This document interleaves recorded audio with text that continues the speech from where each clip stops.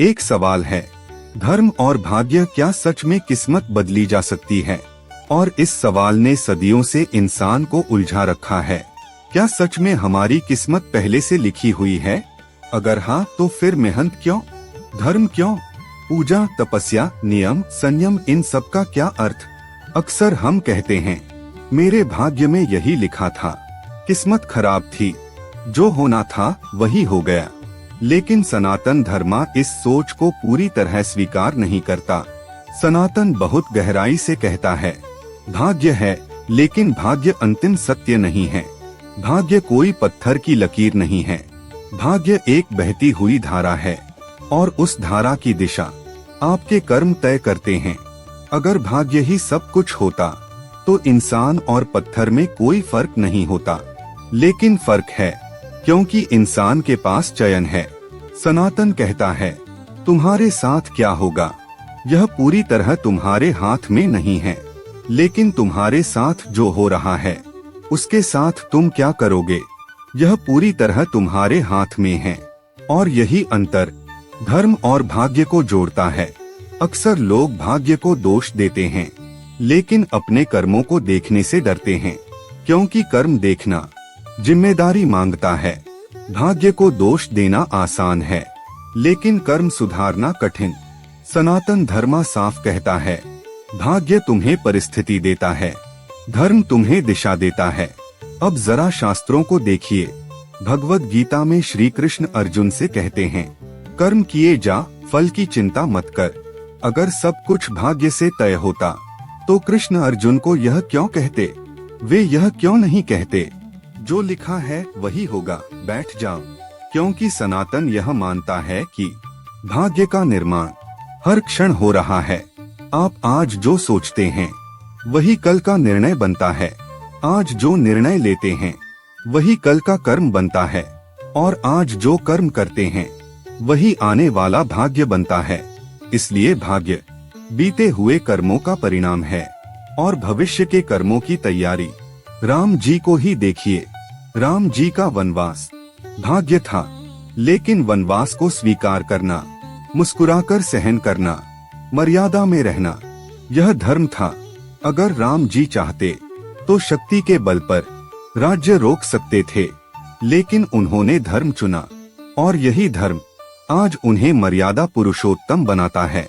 अब सवाल उठता है, क्या हर कोई अपना भाग्य बदल सकता है? सनातन का उत्तर है, हाँ, लेकिन शॉर्टकट से नहीं। भाग्य बदलता है धीरे धीरे, लगातार, और सही दिशा में किए गए कर्मों से। जो व्यक्ति आज भी झूठ, छल, क्रोध, लोभ में डूबा है, और ऊपर से कहता है, मेरी किस्मत नहीं बदल रही, वह स्वयं से झूठ बोल रहा है। सनातन कहता है, जिस दिन इंसान अपने कर्मों की जिम्मेदारी ले लेता है, उसी दिन भाग्य का प्रभाव कमजोर पड़ने लगता है। धर्म का अर्थ भगवान से डरना नहीं है। धर्म का अर्थ है अपने कर्तव्यों से भागना नहीं। धर्म आपको यह नहीं सिखाता कि आपके जीवन में दुख आएगा या सुख। धर्म आपको यह सिखाता है कि दुख आए तो टूटना नहीं, और सुख आए तो अहंकार में नहीं डूबना। यही कारण है कि सनातन में सुख और दुख दोनों को अस्थाई कहा गया है। आज का इंसान भाग्य को कोसता है, लेकिन अपने व्यवहार को नहीं बदलता। वह चाहता है बिना बदले सब कुछ बदल जाए। सनातन कहता है, जो स्वयं नहीं बदलता, वह भाग्य को दोष देता है, और जो स्वयं बदल जाता है, वह भाग्य की चिंता छोड़ देता है।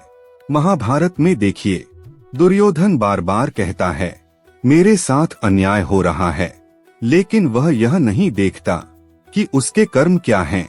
वहीं पांडव वनवास, अपमान, संघर्ष सहते हैं, लेकिन धर्म नहीं छोड़ते, और अंत में इतिहास बदल जाता है। क्योंकि सनातन का नियम साफ है, धर्म देर कर सकता है, पर हारता नहीं।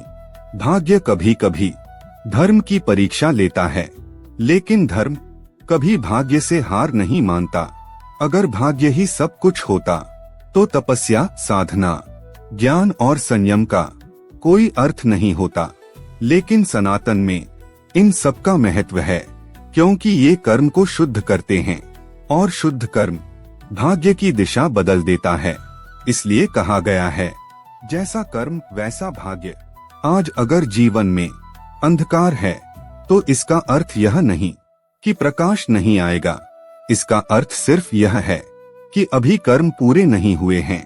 सनातन धैर्य सिखाता है, सनातन निराशा नहीं सिखाता। वह कहता है, आज सही करो, कल बदल जाएगा। और यही कारण है कि सनातन हजारों वर्षों से जीवित है, क्योंकि यह इंसान को पीड़ित नहीं बनाता, जिम्मेदार बनाता है। तो अगली बार जब मन कहे किस्मत खराब है, तो खुद से पूछना, क्या मेरे कर्म सही हैं? क्या मेरा मार्ग सही है? क्या मैं धर्म के अनुसार जी रहा हूँ? क्योंकि जिस दिन कर्म और धर्म एक साथ आ जाते हैं, उस दिन भाग्य सिर झुका देता है। यह था सनातन 365 डे 8। कल हम बात करेंगे, क्या भगवान सच में हमारी परीक्षा लेते हैं या हम खुद ही अपनी परीक्षा बन जाते हैं? जय सनातन।